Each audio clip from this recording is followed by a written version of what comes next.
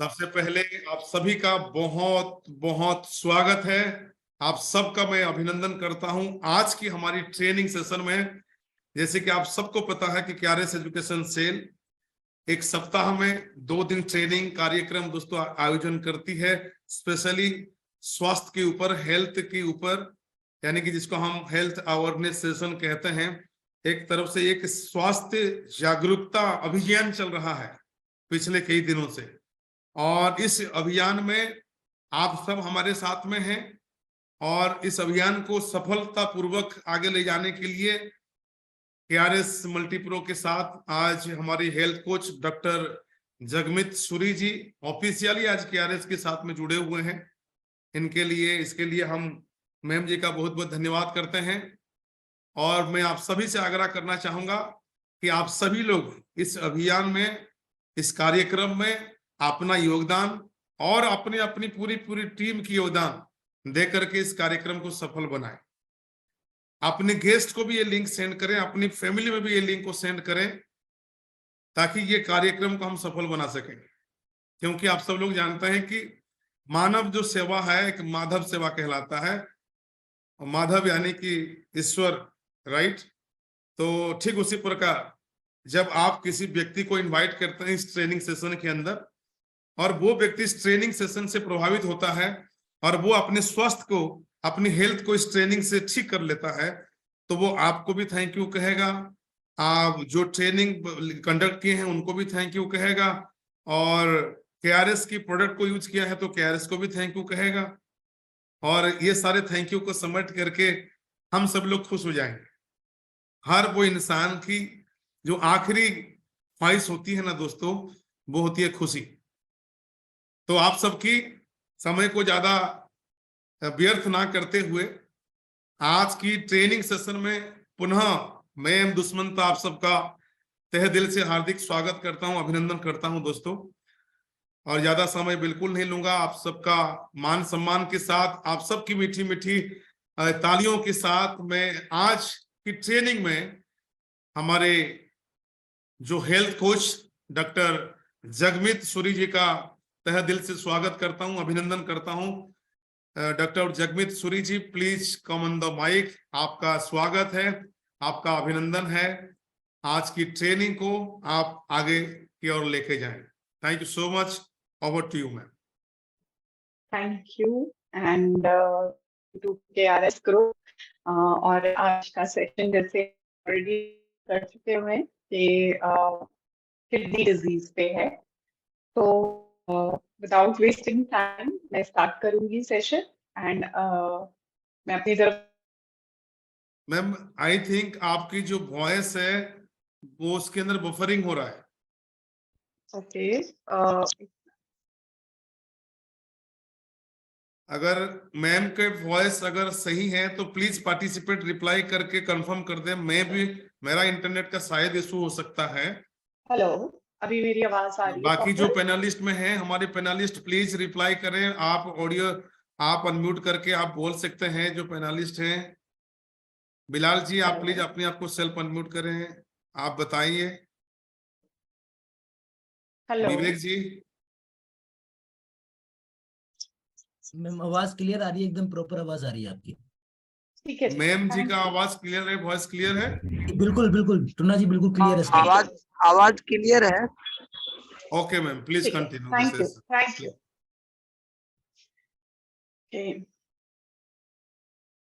तो आज का जो हमारा सेशन है that is related to kidney disease. के किडनी सबसे इम्पोर्टेंट फंक्शन हमारी बॉडी में प्ले करती हैं, और जो किडनी है ये हमारी बॉडी का सबसे महत्वपूर्ण पार्ट इसलिए है क्योंकि ये बॉडी की डीप क्लेंजिंग में सबसे ज्यादा इम्पोर्टेंट रोल प्ले करती हैं। तो लास्ट टाइम जैसे हमने डिस्कस किया था रिलेटेड टू के स्टमक, हमारे इंटेस्टाइन और हमारे लिवर के बारे में।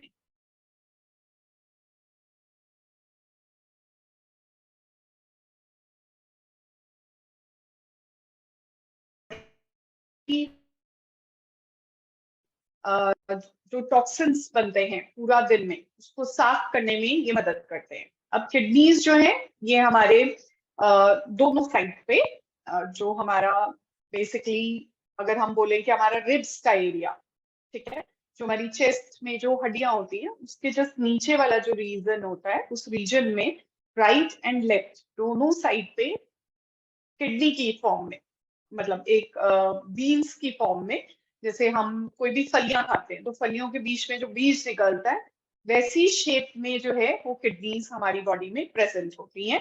और ये बॉडी के दोनों साइड्स पे जो हैं वो प्रेजेंट होती हैं।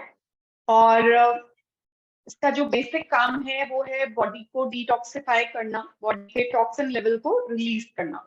जैसे कि हम यूरिन पास करते हैं तो यूरिन का जो फॉर्मेशन है, जब हमने पानी पिया वहां से ब्लड में गया, ब्लड की क्लिनजिंग हुई और ब्लड में जो चीजें नहीं चाहिए थी, अनवांटेड थी, वो बॉडी से बाहर निकालने के लिए जो ऑर्गन बॉडी में बना हुआ किडनी कहते हैं। ये किडनी का मेन सिस्टम है, जो कि दो किडनीज रहती हैं, एक यूरेथ्रा रहते हैं, राइट, और साथ में ब्लैडर रहता है, और उसके थ्रू जो है वो यूरिन बॉडी से पास आउट होता है। तो किडनी ने जो कुछ भी बनाया, राइट, वो ट्यूब्स जिनको हम यूरेटर कहते हैं, उन ट्यूब्स के माध्यम से हमारे ब्लैडर में आया। और ब्लैडर में आने के बाद जब आपको एक फीलिंग आती है कि आपको यूरिन पास करना है, आपको जो है वो प्रेशर बन रहा है यूरिन का, तो वो फिर हमारी बॉडी से पास आउट होता है। बट ये प्रोसेस पूरा टाइम लेता है। जैसे हमने खाना खाया, पानी पिया, ऐसा नहीं है आपने पानी पिया इमीडिएटली और immediately आप यूरिन पास करने चले जाएंगे, ठीक है। सो यूरिन पास करने में वो जो प्रोसेस पूरा लगता है, जो टाइम लगता है पानी पीने में, उसको पूरा कन्वर्जन होने में, तो वो पूरे प्रोसेस में जो है ये हमारे मेन ऑर्गन्स जो हैं ये काम करते हैं। अब किडनीज का जो बेनिफिट है बॉडी के अंदर, एक्चुअली क्या क्या ये बेनिफिट करता है, हमें एक मोटा मोटा तो पता है कि हमने पानी पिया, जो टॉक्सिन्स आए ब्लड में और बॉडी से, वो हमें ड्रेन आउट करने के लिए किडनी ने मदद कर दी। बट यहाँ पर जैसे छन्नी होती है वैसे फिल्टर्स लगे होते हैं, राइट, और वो फिल्टर्स क्या करते हैं कि अनवांटेड एलिमेंट्स को बॉडी से बाहर निकालते हैं। तो जिन लोगों में यूरिक एसिड वगैरह बन जाता है, तो उनको समझ जाना चाहिए कि कहीं ना कहीं उनका जो सफाई वाला सिस्टम है वो ब्लॉकेज हो रहा है। जैसे एक नाली है, अगर एक नाली के अंदर मैं कचरा जमा करती जाऊं तो कुछ टाइम बाद क्या होएगा, वहां से कुछ भी पास नहीं हो पाएगा। तो सेम उसी तरीके से किडनी बॉडी को क्लीन करता है, और जब उसमें प्रॉब्लम आने लगती है तो हमें बहुत दिक्कतें आती हैं। तो उसके बारे में हम फर्दर डिस्कस करेंगे। बट एग्जैक्टली अभी किडनी क्या क्या कर रही है, सफाई का काम तो हो गया, उसने करना है, बट उसके अलावा ये हमारी बॉडी का एसिड और बेस बैलेंस को भी मेंटेन करती है। क्योंकि अगर ब्लड का पीएच बढ़ जाएगा, पीएच मतलब कि जो लेवल पे ब्लड एक एटमॉस्फेयर एक तरीके से हम कह सकते हैं होना चाहिए कि जिसमें कि हमारी बॉडी के अंदर बैक्टीरियल ग्रोथ जो है वो ग्रो ना करे, हमारा इंटरनल सिस्टम अच्छे से काम कर सके, तो उसको हम जो है वो एसिड बेस बैलेंस के हिसाब से मेजर करते हैं, राइट। तो उस तरीके से बॉडी क्लीन होती है। बहुत बारी आपने सुना होगा ये अल्कलाइन फूड है, ये एसिडिक फूड है ना। जिस खाना को खाने से बॉडी के अंदर इंफ्लामेटरी कंडीशंस बढ़ती हैं तो वो फूड एसिडिक हो जाता है। और जिन खाने को खाने से बॉडी में एसिड लेवल बढ़ते नहीं है और बॉडी का इंटरनल सिस्टम अच्छा रहता है, ब्लड का पीएच मेंटेन रहता है, तो उस खाने को हम बेसिस कहते हैं। तो किडनी के लिए ये बहुत इंपॉर्टेंट है, क्योंकि ये हमारे इंटरनल सिस्टम, हमारी बॉडी के इंटरनल सिस्टम का एसिड और बेस दोनों के बैलेंस को मेंटेन करके रखता है। तो बॉडी में से फ्लूइड और इलेक्ट्रोलाइट के बैलेंसेस को भी ये मैनेज करता है। पोटेशियम, ठीक है, सोडियम, ये कितना हमारी बॉडी में होना चाहिए, क्लोराइड कितना होना चाहिए, तो ये सारी जो बैलेंसिंग है ये सब कुछ किडनी के थ्रू हो रहा है। Then secretion of renin. So renin एक तरीके का हार्मोन होता है जो कि हमारी बॉडी में हमारे ब्लड प्रेशर को मेंटेन करता है। सो इसीलिए जिन लोगों को बहुत ज्यादा हाई बीपी की प्रॉब्लम होती है, तो अक्सर लॉन्ग टर्म हाई बीपी रहने के कारण उनकी किडनी में डैमेज आना शुरू हो जाता है, और जिसके कारण उन्हें हॉस्पिटलाइज भी होना पड़ता है। सो इसीलिए हमारी किडनी का जो सिस्टम है उसका बैलेंस होना बहुत इंपॉर्टेंट है। क्योंकि कहीं ना कहीं बीपी को भी वो बैलेंस करने में मदद कर रहा है। तो ये आपस में कनेक्टेड हैं दोनों चीजें। देन एरिथ्रोपॉइटिन, एरिथ्रोपॉइटिन मीन्स कि ब्लड का जो फॉर्मेशन हो रहा है वो हमारे स्प्लीन में हो रहा है। बट उसके अलावा जो लोग भी, जिनको भी किडनी का प्रॉब्लम होता है, तो अक्सर आप उनमें देखेंगे उनका एचबी लेवल ड्रॉप डाउन हो गया, क्योंकि ये जो रेड ब्लड सेल का प्रोडक्शन है ये प्रॉपरली तभी हो पाता है जबकि एरिथ्रोपॉइटिन जो है उसका प्रोडक्शन होता है, और ये होता है through the help of kidneys.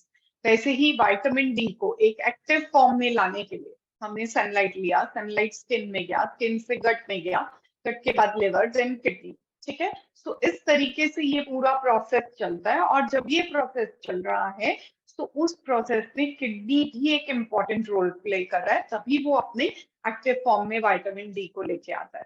इसीलिए जिन लोगों को भी किडनी प्रॉब्लम्स होती हैं तो उनमें हमेशा विटामिन, मिनरल्स, इन सब के जो कंटेंट हैं वो खराब होने लगते हैं या डाउनवर्ड्स आने लगते हैं, या डिस्टर्ब, आपको ऑल्टर्ड रिपोर्ट्स देखने को मिलेंगी।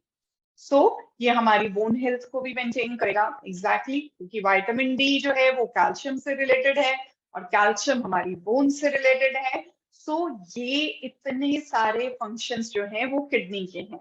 सो अब हम ये नहीं बोलेंगे कि किडनी सिर्फ बॉडी की क्लीनिंग में हेल्प करता है, बट उसके अलावा वो इतने सारे डिफरेंट फंक्शंस को भी जो है वो फुलफिल कर रहा है।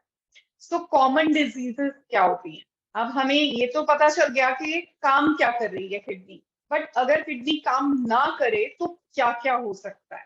सबसे पहले कि जो ग्लोमेरुलस होते हैं जिनसे कि सारा फिल्ट्रेशन प्रोसेस चलता है, वो अगर डैमेज होने शुरू हो जाए तो हमें नेफ्रोटिक और नेफ्राइटिक जो है वो सिंड्रोम होना शुरू हो जाता है। सो इस कंडीशन में क्या होता है कि सपोज जो हमारा यूरिन है उसमें प्रोटीन का कंटेंट बढ़ने लग जाएगा, उसमें ब्लड आने लग जाएगा, शरीर में एकदम से सोजिश आने लग जाएगी, आंखें, फेस एकदम ब्लोट हो जाएगा, हम कहेंगे एकदम फूल गया शरीर, हाथ पैर फूल गए, पैर जो है उसमें बहुत ज्यादा सोजिश आने लग जाएगी।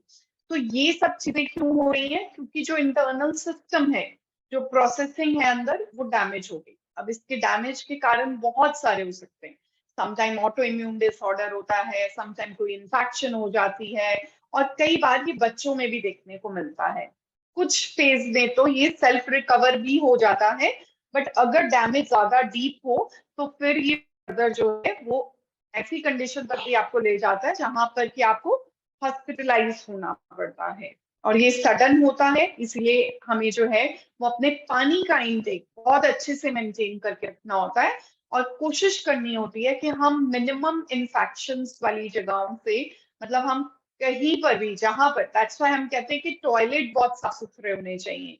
रीजन भी क्योंकि ज्यादा इन्फेक्शन जो यूरिन में आती हैं वो रिलेटेड टू कि अगर हमारा हाइजीन, हमारा, अगर हम डेली बाथ नहीं ले रहे, हम अपने आप को क्लीन नहीं कर रहे, हमारे बाथरूम्स क्लीन नहीं है, हमारे टॉयलेट क्लीन नहीं है, या हम किसी ऐसी जगह पे जा रहे हैं जहां पर कि डेली बेसिस पे हमें वो यूज करना है वॉशरूम, लेकिन वो वॉशरूम कभी भी साफ नहीं रहता, तो वहां से आप इन्फेक्शन कैरी कर सकते हैं।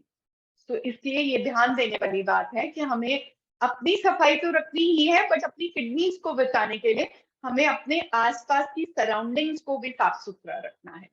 देन आती है पॉलीसिस्टिक किडनी डिजीज। सो ये एक बॉन्ड डिफेक्ट है। बॉन्ड डिफेक्ट मतलब कि जब आप पैदा हो रहे हैं तो उसी टाइम पे जो है वो ये प्रॉब्लम हो जाती है कई बच्चों में, या किसी एल्डरली लोगों में भी आगे चल के ये प्रॉब्लम फेस करनी पड़ती है, और लेटर ऑन जाके डायग्नोज होता है। तो क्या होता है कि पानी जैसी रसौलियां छोटी छोटी जो हैं वो किडनी में डेवलप हो जाती हैं, तो हम पॉलीसिस्टिक किडनी डिजीज कहते हैं। देन आता है एक्यूट रीनल फेलियर। सो एक्यूट रीनल फेलियर एक वो कंडीशन है जो कि आपको हॉस्पिटल लेके जाने में मजबूर कर देता है। तो एक्यूट कंडीशन में जो है वो क्या हो सकता है कि सपोज किसी ने कोई ड्रग ले लिया, किसी ने कोई जो हम कहते हैं कि ऐसी चीज, फिनाइल वगैरह, जैसे लोग समटाइम्स सुसाइड करने की कंडीशन में ऐसी चीजों को कंज्यूम कर लेते हैं, या फिर स्नेक ने बाइट कर लिया, सांप काटने के कारण बॉडी के अंदर एकदम से टॉक्सिन लेवल रिलीज हुए, और उन टॉक्सिन्स को कंट्रोल करने में कहीं ना कहीं किडनी का डैमेज जो है वो स्टार्ट हो जाता है। सो इस कंडीशन में पेशेंट को इमीडिएटली हॉस्पिटलाइज करना पड़ता है। बट एक्यूट रीनल कंडीशन जो है वो रिवर्सिबल है, मतलब वो ठीक हो सकती है। अगर सपोज सही टाइम पे हॉस्पिटल पेशेंट चला गया, उसने कोई पॉइजन पी लिया था, तो अगर उसकी फटाफट उसी समय बॉडी क्लेंस कर दी जाए तो कम इम्पैक्ट में वो हमारे लिवर या किडनी को डैमेज कर पाएगा। बट जो भी थोड़ा बहुत डैमेज आता है उसको रिवाइव करने के चांसेस बेटर हो सकते हैं।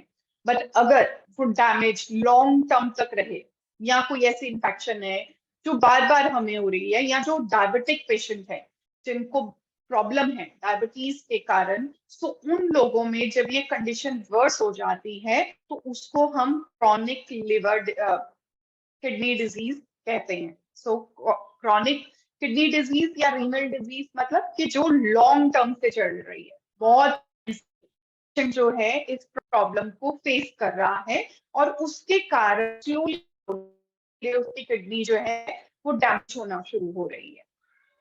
Then end stage renal disease, अब ये सबसे ज्यादा जो है वो प्रॉब्लम वाली कंडीशन है, जिसको हम कहते हैं कि पेशेंट डायलिसिस पे आ गया है।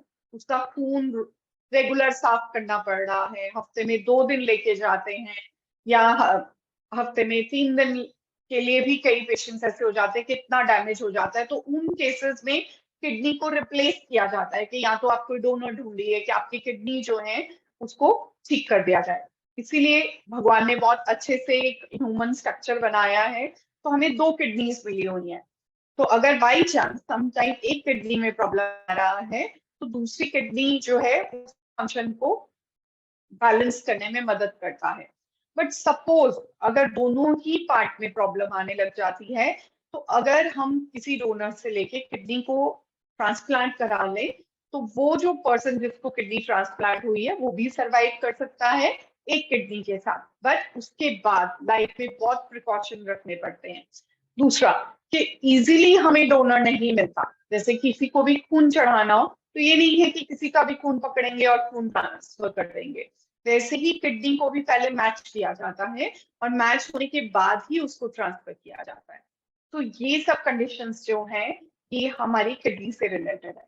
और सबसे कॉमन है रीनल कैल्कुलाई, या हम जिसको किडनी स्टोन कहते हैं, या पथरी। हिंदी लैंग्वेज में हम इसको बहुत सिंपल लैंग्वेज में कहते हैं कि हमें पथरी हो गई है, हमारी किडनी में स्टोन आ गया है, पथरी हो गई है। सो ये सिस्टम काम सही नहीं कर रहा, बॉडी की क्लेंजिंग प्रॉपर नहीं हो पा रही।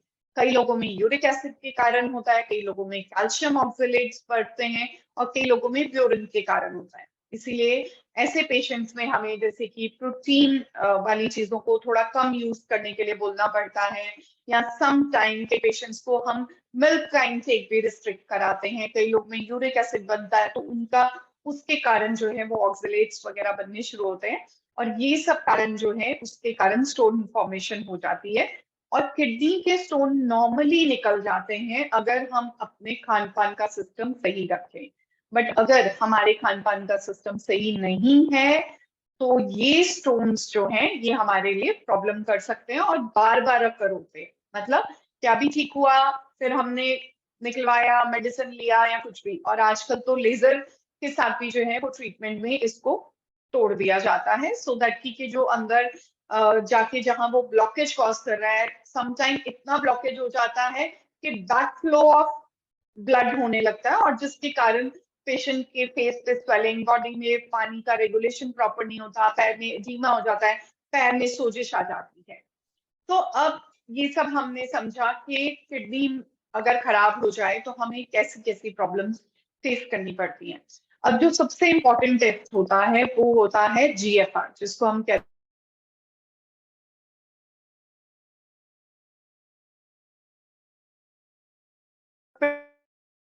हैं, उसका क्या स्टेटस है, वो कितना सही चल रहा है और कितना डैमेज हो गया है। सो अगर हमारी किडनी बिल्कुल परफेक्टली काम करती है तो ये 90 से अबव रहेगा। ठीक है, जब भी हम जीएफआर टेस्ट करा लेबोरेटरी में, कई पेशेंट्स आते हैं उनके क्रेटिनाइन लेवल्स हाई आते हैं तो हम जीएफआर टेस्ट करा लीजिए।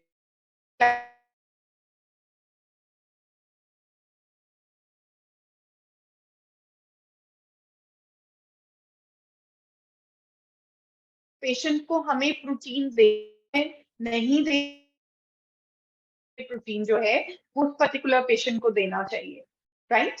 तो इसीलिए कई लोग होते हैं बिना सोचे समझे जो है वो बड़े बड़े डब्बे प्रोटीन के ऐसे ही खाते रहते हैं, तो उसके कारण भी किडनी में डैमेज हो जाता है। सो इसीलिए राइट इंडिकेशन के साथ ही हमें राइट चीज को कंज्यूम करना चाहिए। तो अगर हमारा 90 से अबव जीएफआर रहता है तो मतलब आपकी किडनी अच्छे से काम कर रही है, कोई दिक्कत नहीं है, कोई परेशानी नहीं है। और थोड़ी बहुत अगर आपको इन्फेक्शन आ रही है तो उसको आप मेडिसिन के थ्रू या आप उसको डाइटरी सप्लीमेंट्स के थ्रू जो है वो बॉडी से क्लीन कर सकते हैं। बट अगर कंडीशन जो है वो थोड़ी थोड़ी खराब होने लग गई है तो 90 से बिलो और 60 के बीच का जो फेज होता है वहां पर मतलब कि अभी बहुत अर्ली स्टेज है कि किडनी को परेशानी होनी शुरू हुई है। और जो लोग यहाँ पर ही कंट्रोल कर लेते हैं अपनी डाइट का, अपने पानी के इंटेक का या अपने इन्फेक्शंस का, तो उस कंडीशन को हम रिवर्स कर सकते हैं। जीएफआर 60 से बिलो जाने लगता है तो मतलब उन्हें किडनी की डिजीज अब हो गई है और इसके लिए उन्हें रेगुलर जो है वो अपनी डाइट का, स्पेशली डायबिटिक पेशेंट्स जो है, जैसे हमने लास्ट डिस्कस किया था कि डायबिटीज के कारण डायबिटिक नेफ्रोपैथी हो जाती है। सो उस कंडीशन में किडनी की फंक्शनिंग डैमेज होने लगती है। या जिनका कांस्टेंट बीपी हाई रहता है, उनको बहुत ज्यादा प्रॉब्लम रहती है, मेडिसिन ऑन एंड ऑफ खाते हैं वो लोग, तो उन लोगों में भी किडनी में डैमेज होने के चांसेस बढ़ सकते हैं। और जिनका जीएफआर 15 से बिलो, 25 से बिलो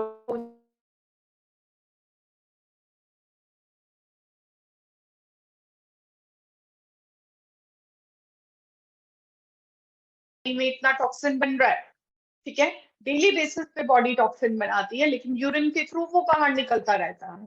बट अब क्या है कि यूरिन के थ्रू वो बाहर नहीं निकल रहा, यूरिन प्रॉपरली पास नहीं हो रहा है, तो उसके कारण वो सारा जो टॉक्सिन है वो बॉडी में घूमना शुरू करता है और ग्रेजुअली वो हमारे ब्रेन तक जाता है और हमारे ब्रेन को भी डैमेज करना शुरू करता है। सो ये जो सिचुएशन होती है, यहाँ पर बहुत ज्यादा पेशेंट्स को प्रॉब्लम फेस करनी पड़ सकती है। स्टेज पे आके जो है वो किडनी ट्रांसप्लांट के लिए डॉक्टर्स नॉर्मली एडवाइस करते हैं। तो ये ब्लड टेस्ट हैं जो हम रूटीन में करवाते हैं कि आपका ब्लड यूरिया लेवल कैसा है, आपका क्रेटिनाइन लेवल्स कैसे हैं। तो नॉर्मली अगर आप डायबिटिक हैं और आपका क्रेटिनाइन लेवल 1 आ रहा है तो मतलब उससे नीचे ही रहना है, उससे अबव नहीं जाना है।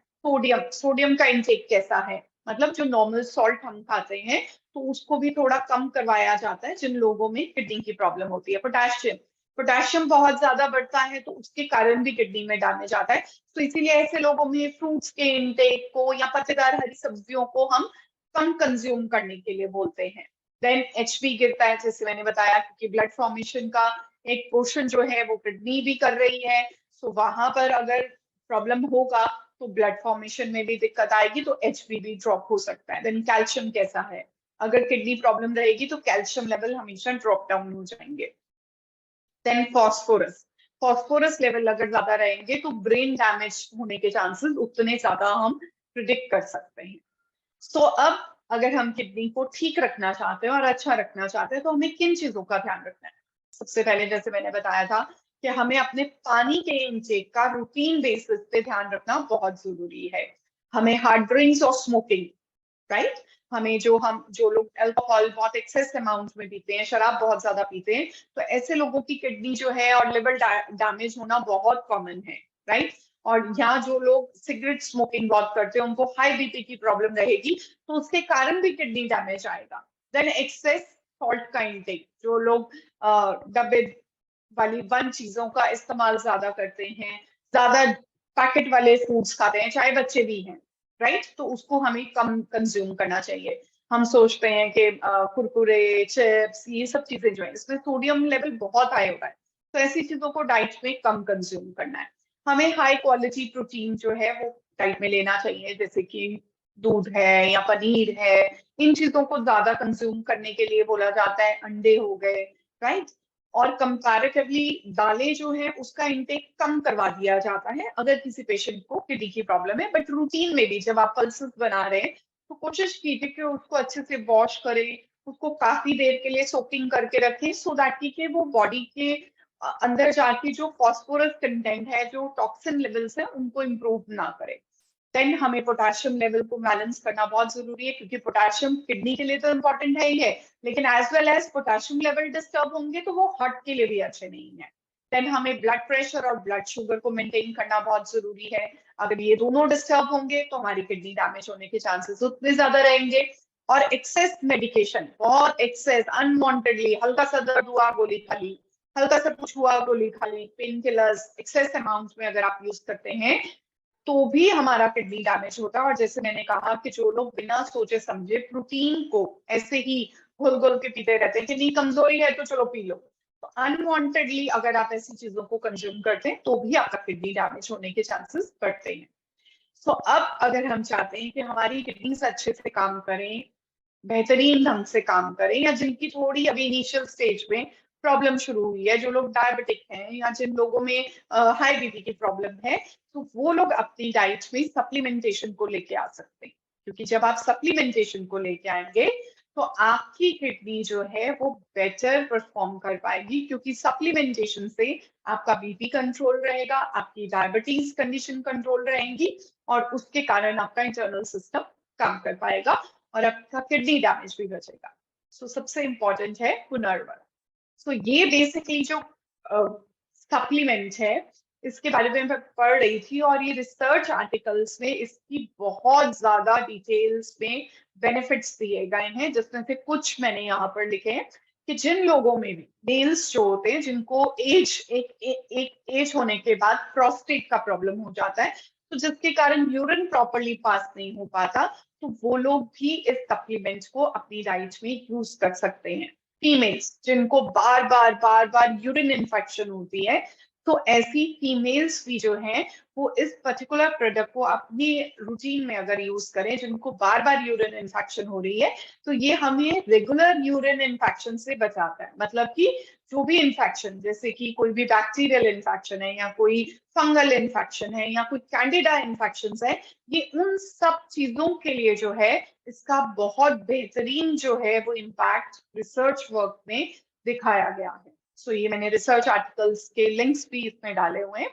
और ये हमारी बॉडी में एज अ डायूरेटिक काम करता है। डायूरेटिक मीन्स कि जो शरीर में पानी रुक रहा है, जिसके कारण शरीर में फुलावट आ रही है, तो ये उसको क्लीन करने में हेल्प करता है। और बॉडी में जो सोजिश बढ़ रही है या पैरों में जो सोजिश आ जाती है, ये इसको भी कम करने में हेल्प आउट करता है। प्लस जैसे अभी मैंने आपको बताया कि अगर हमारी बॉडी में नेफ्रोटिक कंडीशंस हो जाती हैं कि जिसमें हमारे यूरिन से प्रोटीन पास होने लगता है, बहुत सारे पेशेंट्स ऐसे आते हैं कि उनको यूरिन में जो है वो प्रोटीन निकल रहा होता है। तो बॉडी नॉर्मली प्रोटीन का लॉस कभी नहीं करती यूरिन में, बट अगर बॉडी प्रोटीन लॉस कर रही है यूरिन में, तो समझ जाइए आपकी किडनी पे प्रॉब्लम आ रही है। क्योंकि प्रोटीन सबसे जैसे हम कहते हैं अगर आपके पास सोना हो तो सोने को आप बचा के रखोगे, छुपा के रखोगे, राइट? सो वैसे ही बॉडी अपनी बॉडी के प्रोटीन को हमेशा सेव करके रखती है। और जब हमारी किडनी डैमेज होता है तो उस कंडीशन में वो बाहर निकलना शुरू हो जाता है।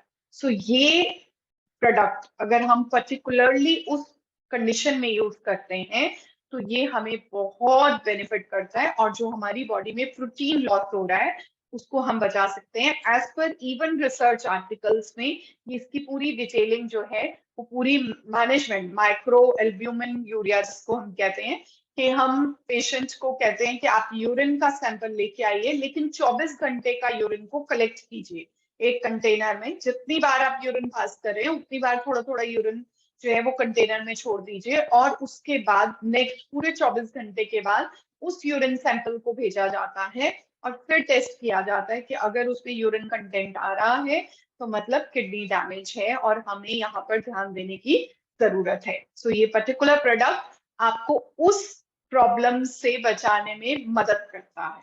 देन है किडनी केयर।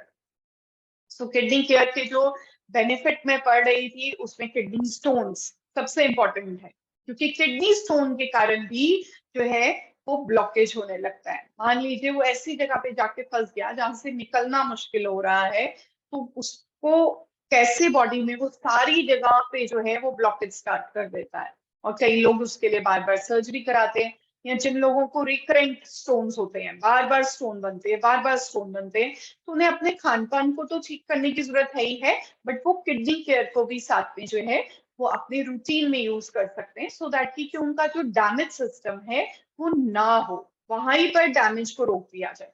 देन जिन लोगों में डायबिटिक नेफ्रोपैथी हो जाती है, मतलब डायबिटिक नेफ्रोपैथी मीन्स कि जैसे मैंने बताया था कि जिन लोगों में भी शुगर हाई लेवल रहते हैं, तो उसके कारण किडनी का डैमेज होना शुरू हो जाता है। किडनी के जो नेफ्रॉन्स होते हैं, जो सबसे छोटा सेल किडनी का होता है बेसिकली, उसका डैमेज होना शुरू हो जाता है, जिसके कारण फिल्ट्रेशन में प्रोसेस में प्रॉब्लम आती है, जिसके कारण अभी जैसे मैंने एक्सप्लेन किया कि जीएफआर रेट जो है वो डिस्टर्ब होने लग जाता है, कि किडनी किस स्पीड पे जो है वो फिल्टर कर रही है यूरिन को, कितने एमएल कितना अमाउंट में यूरिन को फिल्टर कर रही है, वो जो प्रोसेस डैमेज होना शुरू होता है, सो उस डैमेज को रोकने के लिए भी किडनी केयर को यूज किया जा सकता है, और ये एज अ डायरेटिक काम करता है। और नेफ्रोटिक सिंड्रोम में भी हम इसको जो है वो पेशेंट को दे सकते हैं, जहां पर हमें लगता है कि अभी इनिशियली जो है वो प्रॉब्लम स्टार्ट हुई है बहुत ज्यादा, या जैसे कि आपको कोई इन्फेक्शन हो गया, कोई भी बैक्टीरियल इन्फेक्शन हो गया या कोई वायरल इन्फेक्शन हो गया, सो उन पर्टिकुलर कंडीशंस में भी हम इस प्रोडक्ट को, किडनी केयर प्रोडक्ट को जो है वो यूज कर सकते हैं। और नॉर्मली इसमें क्या होता है कि जैसे पेशेंट को ऐसे लगता है कि मन कच्चा हो रहा है, नॉजिया आ रहा है, वॉमिटिंग जैसी फीलिंग आ रही है ना, वो कहेंगे कि मिचली सी हो रही है जिसको हम कहते हैं, या ऐसे दिल कच्चा हो रहा है, अंदर से बेचैनी हो रही है, तो उस कंडीशन में हम जो है वो ये किडनी केयर प्रोडक्ट को यूज कर सकते हैं। और जो लोगों को किडनी डैमेज होने के कारण एपेटाइट में प्रॉब्लम आती है, मतलब भूख में दिक्कत आने लग जाती है, बिकॉज किडनी डैमेज हो गया है, पता भी चल गया है, डायग्नोस भी हो गया, और उसके बाद जो है उनका इंटरनल सिस्टम रिवाइव नहीं कर पा रहा, तो उस कंडीशन में भी हम किडनी केयर प्रोडक्ट को जो है वो रिकमेंड कर सकते हैं। Then quadriceps. तो क्वाड्रिसेप्स एक तरीके का मशरूम है। मशरूम आप सब जानते हैं, बहुत डिफरेंट डिफरेंट वैरायटी के रहते हैं, तो ये भी वन ऑफ देम है। तो जिन लोगों को बेड वेटिंग की प्रॉब्लम होती है, बेड वेटिंग मीन्स कि जो इन लोगों को सोए सोए रात को यूरिन पास हो जाता है, स्पेशली एक एज में आके, जबकि हम नॉर्मली हम जानते हैं कि हमारा इंटरनल सिस्टम, हमारी मसल्स के सिस्टम, छोटी उम्र में बच्चे यूरिन पास करते हैं क्योंकि इंटरनल सिस्टम वीक होता है, मसल उतनी स्ट्रांग नहीं होती है, कंट्रोल नहीं होता है यूरिन के ऊपर।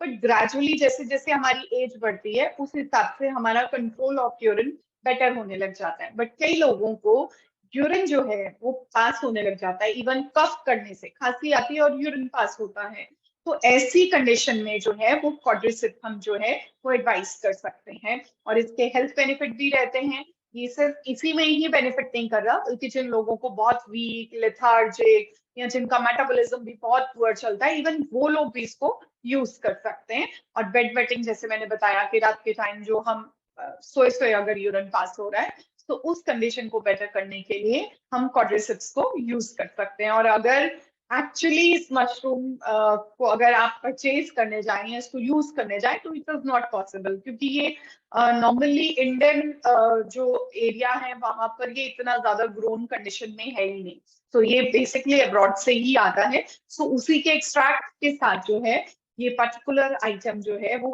प्रिपेयर की गई है। क्वाड्रिसेप्स की जो हमारी टैबलेट्स हैं, इनको आप कंज्यूम कर सकते हो। जिन लोगों को एक एज में जाके ये प्रॉब्लम आता है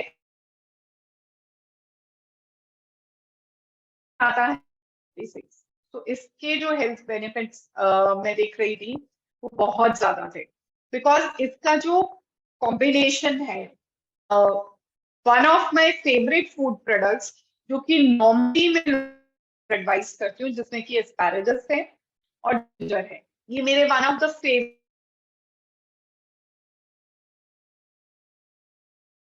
इनर डिटॉक्सिफिकेशन या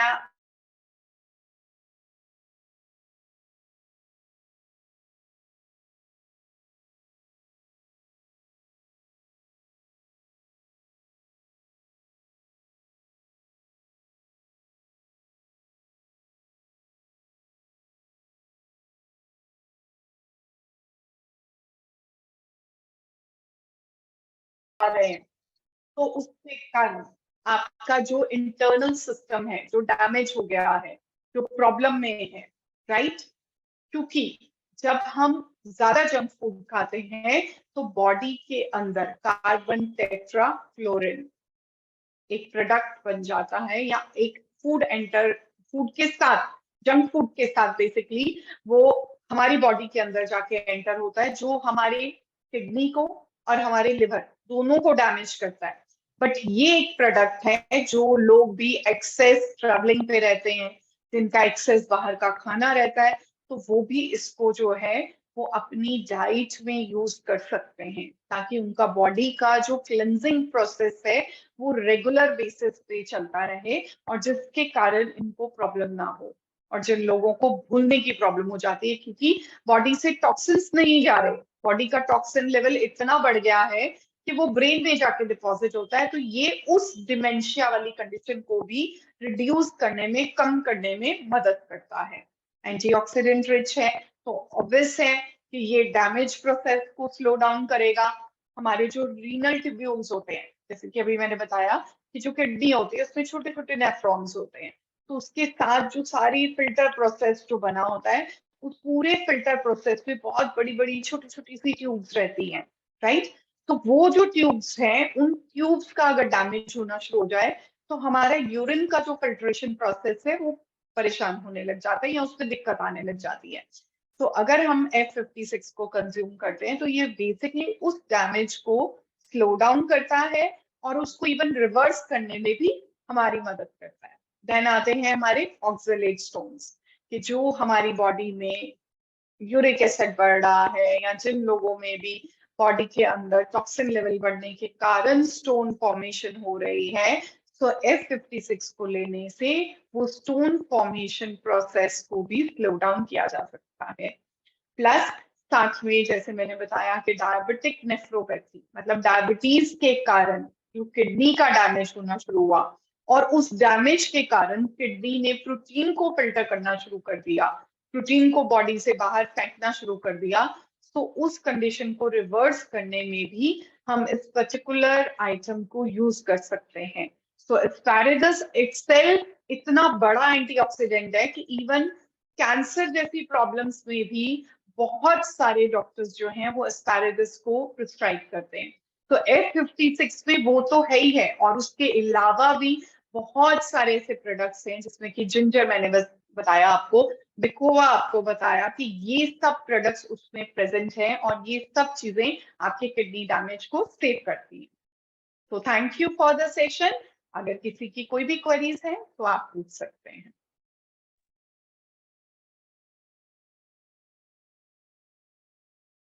okay, thank you so much ma'am, बहुत बहुत धन्यवाद आपका इतना सुंदर ट्रेनिंग सेशन के लिए। बहुत बढ़िया जानकारी आपने दिए हैं, और उम्मीद करता हूं कि हमारे जितने भी पार्टिसिपेंट हैं आप सबको भी ये ट्रेनिंग आपको अच्छा लगा होगा।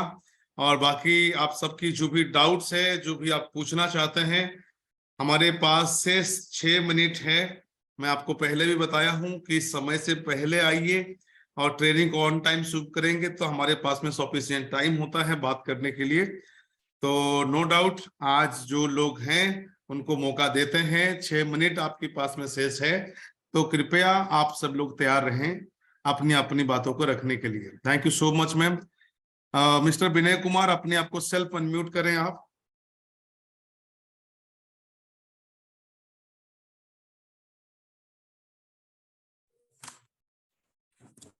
Good evening ma'am. Good evening sir. हाँ जी, गुड इवनिंग जी सर, मेरा सवाल था कि मुझे सर्दी हो गया है, वो हर महीने रहता है, वो कभी खत्म नहीं होता है। ओके, तो दैट मीन्स आपका कहीं ना कहीं इम्यून सिस्टम डिस्टर्ब है। तो डेफिनेटली हम नेक्स्ट लेक्चर में उसको भी कवर करने वाले हैं। तो आपको इम्यूनिटी को बूस्ट करने की जरूरत है, और लास्ट जैसे हमने आपको बताया ही था कि इम्यूनिटी को आपको जो बूस्ट अप करने के लिए स्पिरुलिना, मोरिंगा ऐसे प्रोडक्ट्स को लेना चाहिए। विटामिन सिरप जो है उसको आप यूज कर सकते हैं, सो दैट कि आपका इम्यून सिस्टम अच्छा रहे। प्लस 174 जो हमारा बेरी जूस है, वो भी मैंने आपको बताया था कि उसमें बहुत सारे एंटीऑक्सीडेंट्स हैं। तुलसी, तुलसी ड्रॉप भी है, तो आप इन सब चीजों को भी रेगुलर बेसिस पे यूज कीजिए, बट प्लीज इसको रेगुलर कीजिएगा। क्योंकि ये जो कांस्टेंट आपको कोल्ड कफ रह रहा है ना, तो दैट मीन्स कि आपकी बॉडी में जो एलर्जिक कंडीशन है वो बहुत ज्यादा बढ़ी हुई है। अभी तो ये सिर्फ एक पार्ट तक है, बट धीरे धीरे क्या होएगा, आपका साइनस प्रॉब्लम, आपका फिर स्टमक और सब चीजें धीरे धीरे डैमेज होने लग जाएंगी। सो इसको अभी से आप चेकआउट कर सकते हैं, और ये आपकी आई साइट पे भी बैड इम्पैक्ट करेगा। सो आप इन प्रोडक्ट्स को यूज कीजिए, तो डेफिनेटली आपको जो है वो बेनिफिट मिलेगा। जी मैम। तुलसी को जरूर यूज कीजिएगा, because Tulsi is having very good like result in respiratory tract, उसका बहुत अच्छा इम्पैक्ट है। इवन हॉस्पिटल्स में मुझे याद है कि आईसीयू में भी हमारे जो सीनियर टीचर्स थे, वो कई पेशेंट्स को रिकमेंड करके आते होते थे कि इनको तुलसी ड्रॉप्स जो है वो स्टार्ट करा जी दीजिए ma'am. As immediately as possible. ठीक है जी मैम। जी। Okay, thank you so much. Next हमारे बीच में है जसकन मुर्मू जी, अपने आप को सेल्फ अनम्यूट कीजिए। जोहार सर। जोहार मैम। जोहार जी। जोहार। सर पूछने वाला था कि महिला लोग का बाल कौन सा तेल यूज करने से लंबा होगा? अभी और देखिए देखिए, बाल कोई एक बात मिनट नहीं मैं थोड़ा सा इसमें इंटरप्ट कर रहा हूं। मैं आप सभी पार्टिसिपेंट से रिक्वेस्ट करना चाहूंगा, एक चीज ध्यान रखें कि हमारी जैसे कि ये हेल्थ केयर की जो सेशन हो रहा है, आप सबको पर्टिकुलर वो सब्जेक्ट और पर्टिकुलर वो पोस्टर, ट्रेनिंग का लिंक, सब्जेक्ट, सब चीज क्लियर होता है। तो बेहतर होगा कि आप सभी लोग जो टॉपिक आज की है, अगर उससे रिलेटेड अगर आपकी कोई सवाल हो, अगर उसको आप पूछें तो बेहतर होगा। हो सकता है कि जो सवाल, जैसे अभी किसी ने पूछा कि मुझे सर्दी लगा रहता है, तो जैसे मैम ने कहे कि वो इम्यूनिटी को बूस्ट करने की जरूरत है, इम्यून सिस्टम के ऊपर काम करने की जरूरत है। बात ऐसा नहीं है कि मैम के पास में नॉलेज नहीं है, वो आपको बता नहीं सकते, उन्होंने बताया भी। लेकिन बेहतर होगा कि जो टॉपिक है, अगर उससे रिलेटेड अगर आपकी कोई क्वारी है तो वो आप जरूर पूछें, वरना हम 1 बाय 1 करके सारे टॉपिक कवर करेंगे, जिसमें आपको सारे चीजें का उत्तर मिलेगा। दोस्तों आप निश्चिंत रहें। बाकी जसकन जी, वो आपका आंसर मिलेगा। ऐसे हमारे पास में महाभृंगराज हर्बल हेयर ऑयल है, आप उसको जरूर यूज करें आपकी बालों की ग्रोथ के लिए, वो आपको काम देगा। लेकिन मैं चाहता हूं कि हेल्थ केयर का सेशन है, तो जो टॉपिक हमारा है उसी से आप जरूर अपना जो भी सवाल है वो रखें, ताकि बाकी सभी पार्टिसिपेंट को भी मौका मिल पाए।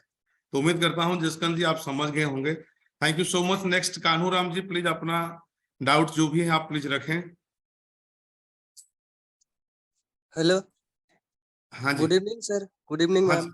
गुड हाँ इवनिंग। जी, good evening। जी मेरा प्रॉब्लम था कि मतलब क्या बोलेंगे,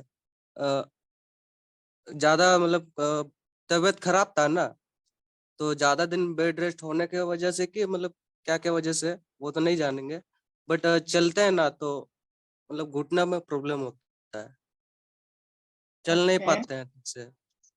और ओके उसके बाद कुछ भी बोलते हैं ना तो वो लोग बहुत जल्दी भूल जाते हैं, मतलब याद नहीं रहता है। Got it. ठीक है। सो देखिए, ये बेसिक जो प्रॉब्लम आ रहा है, बिकॉज आपका इंटरनल सिस्टम वीक था, जिसके कारण आप बीमार हुए और उससे आप रिवाइव नहीं हो पा रहे। सो ऐसी कंडीशन में एक स्पिरुलिना, एक मोरिंगा, इसको आप यूज कीजिए। और जॉइंट्स के लिए आप कैल्शियम टैबलेट्स को साथ में अटैच कीजिए। ये तीनों चीजों में क्या है कि आपका जो ब्रेन का जो कनेक्शन है वो कहीं ना कहीं लॉस हो रहा है। सो उस ब्रेन के कनेक्शन को लिए हमें विटामिन B12 चाहिए। तो हो सकता है आपकी बॉडी में विटामिन B12 की कमी हो। एक ब्लड क्योर करके भी प्रोडक्ट है, आप उसको भी साथ में अटैच कर सकते हैं। क्योंकि जब आप ये सारी चीजों को कंज्यूम करेंगे तो क्या होएगा कि एक इंटरनल स्ट्रेंथ आएगा। तो इंटरनल स्ट्रेंथ के कारण जो आपका सारा सिस्टम है, जो इस समय क्योंकि पोस्ट बीमारी के बाद की प्रॉब्लम है, तो डेफिनेटली उसमें आपको ये रिवाइव करने में मदद करेगा। जी मैम। जी, थैंक यू आप मैम। ये 3 प्रोडक्ट स्टार्ट करिए जरूर। ठीक है, thank you ma'am. Welcome. Okay, thank you Kanhu ji. Next Sukhmati Purti ji. Sukhmati Purti जी, अपने आप को सेल्फ अनम्यूट कीजिए आप।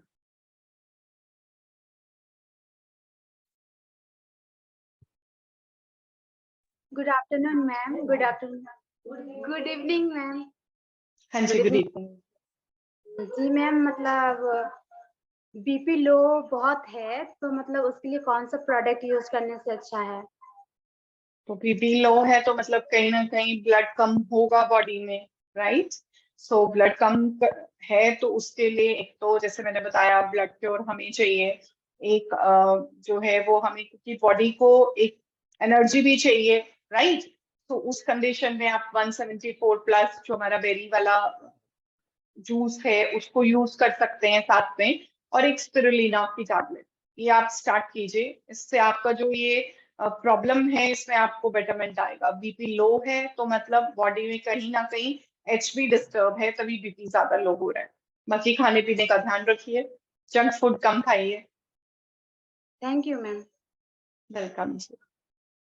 ओके, थैंक यू जी। नेक्स्ट हमारे बीच में है मिस्टर देव। देव जी अपने आप को सेल्फ अनम्यूट करें।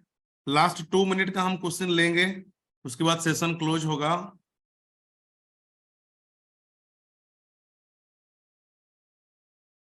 मिस्टर देव अपने आप को सेल्फ अनम्यूट करें प्लीज। हाँ जी, हेलो, हाँ जी, गुड इवनिंग मैम। गुड हाँ जी, evening good sir. Evening. Good evening जी। मैम आपसे ये सवाल था कि मुझे ना 1 महीना से सर्दी जुकाम हुआ है बट खत्म नहीं हो रहा। एक नाक से जो है खून निकल रहा है और एक नाक से नहीं निकल रहा, मतलब उसमें थोड़ा प्रॉब्लम है। ओके, सो देखिए, वैसे तो नॉर्मली आपको एक बार ही चेक करवाना चाहिए किसी भी नेजल डॉक्टर से कि अंदर कोई जैसे घाव वगैरह तो नहीं हुआ है जिसके कारण आपको प्रॉब्लम आ रहा है। सो बेसिकली कोल्ड एंड कफ है, तो अभी हमने, जैसे मैंने अभी पहले भी बताया कि आपको कौन कौन से प्रोडक्ट लेने की जरूरत है, कि तुलसी ड्रॉप वगैरह को आप यूज कर सकते हैं, तो उसमें आपको बेटरमेंट आएगा। बट जो आप बता रहे हैं कि एक नोज से ब्लड आ रहा है, तो प्लीज पहले आप एक बार ही चेक करा लीजिए कि अंदर कोई जैसे हम कहते हैं कि कोई घाव तो नहीं हुआ को जो है वो ब्लड आ रहा हो। ये कंटिन्यूसली सामने डायग्नोस कुछ कहा जा सकता है। बट हाँ, कोल्ड कफ है तो कोल्ड कफ के लिए जैसे आपको बताया कि तुलसी ड्रॉप आप यूज कर सकते हैं, मोरिंगा आप यूज कर सकते हैं, और एंटीऑक्सीडेंट रिच जो हमारा जूस है उसको आप यूज कर सकते हैं। तो ये चीजें आपको कोल्ड कफ में तो 100% इम्प्रूवमेंट दे जाएंगी। बट एग्जैक्टली नोज में किस कारण से ब्लड आ रहा है वो चेक कराना पड़ेगा, कि पॉलिप है कि कोई वूंड है या क्या है, वो चेक कराना पड़ेगा आपको एक बार। जी मैम। मैम और एक सवाल था नेक्स्ट कि खुजली जो है ना बार बार क्यों हो जाता है, खत्म नहीं होता है शरीर में। अपकमिंग तो सेशन। देखिए, दैट मीन्स हाँ, बॉडी इम्यूनिटी में प्रॉब्लम है, कोई आपको कैंडिडा या फंगल इन्फेक्शन है, सो इन सब कंडीशंस के कारण भी जो है वो बॉडी में इचिंग हो सकता है। और समटाइम क्या होता है कि हिस्टामिन का सिक्रीशन बहुत एक्सेस अमाउंट में हो रहा होता है, क्योंकि बॉडी में एलर्जिक कंडीशंस के कारण जो है वो कांस्टेंट स्टेज रहती है, तो उसका इम्पैक्ट आता है, तो भी हमारी बॉडी में हमेशा जो है वो हमें इचिंग वगैरह जो है वो फील होती है। तो इसमें तो नॉर्मली आप एलोवेरा वगैरह स्टार्ट करिए, क्योंकि जब आप एलोवेरा लेंगे तो उससे क्या है कि इन्फ्लामेटरी कंडीशंस और जो इन्फ्लामेटरी मार्कर्स हैं वो रिड्यूस होने शुरू होंगे, एंड डेफिनेटली वो आपको बेनिफिट करेंगे। Thank you ma'am. तो आपका ये कनेक्टेड है, आपका स्किन, कोल्ड एंड कफ और आपका स्किन, ये दोनों चीजें कनेक्टेड है, तो कहीं ना कहीं आपका गट भी डैमेज है। तो सबसे पहले गिलोय टैबलेट स्टार्ट करो, ताकि आपका जो गट सिस्टम है ना वो बेटर होना शुरू हो, और उसके साथ आप बाकी प्रोडक्ट्स को कंज्यूम कीजिए, एलोवेरा वगैरह को, तो ये आपको बहुत अच्छा इम्पैक्ट देगा। गिलोय तो सच्ची में बहुत बेनिफिट करेगा आपको कोल्ड कफ में भी, एज वेल एज आपकी जो स्टमक से रिलेटेड प्रॉब्लम है और जिसके कारण आपको इचिंग है उसमें भी इम्प्रूवमेंट देगा। जी थैंक यू। वेलकम। करेंगे मिस्टर विवेक मिश्रा जी जो पैनलिस्ट में हैं, तो प्लीज आप अपना सवाल को रखें, और बाकी सभी साथियों से कहूंगा कि ये लास्ट क्वेश्चन होगा, इसके बाद हम सेशन को एंड ऑफ की ओर लेके जाएंगे। लेकिन ट्रेनिंग को एंड करने से पहले कहूंगा कि आप सब लोग समय से पहले ट्रेनिंग में आए, ताकि हमें ज्यादा समय मिल सके बात करने के लिए, और अपने आप को बेहतर स्वास्थ्य की कैसे आप पाएंगे उसके बारे में आप जानकारी ले सकें। धन्यवाद। Over to you Vivek ji, please अपना बातें रखें। हेलो। हेलो। यस।